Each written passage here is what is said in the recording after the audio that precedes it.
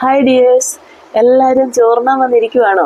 നല്ല നാന്തര നാരങ്ങാച്ചാറുണ്ട്, വേണോ? നല്ല ഫ്രഷ് ആയിട്ടുള്ള നാരങ്ങ വീട്ടിലുണ്ടായതാണ്. ഞങ്ങളുടെ വീട്ടിലല്ല, ഞങ്ങളുടെ എൻ്റെ ഒരു ചേച്ചി എനിക്ക് തന്നതാണ് കേട്ടോ. അവരുടെ വീട്ടിലുണ്ടായതാണ്. ഞാൻ അതിനായിട്ടുണ്ടല്ലോ ചട്ടി അടുപ്പത്ത് വെച്ചിട്ടുണ്ട്.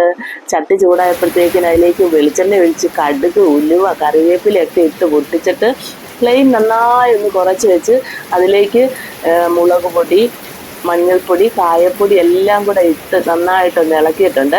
അതിന് ശേഷം ഉണ്ടല്ലോ, ആവിയിൽ പുഴുങ്ങി വെച്ച നാരങ്ങയായിരുന്നു.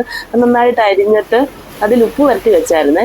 അതും കൂടെ ആ അരപ്പിനകത്തോട്ട് ഇളക്കി അങ്ങോട്ട് യോജിപ്പിച്ചിട്ട് കുറച്ച് വിനാഗിരിയും കൂടെ ചേർത്ത് സെറ്റാക്കി തണുക്കാൻ മാറ്റി വെച്ച് കേട്ടോ.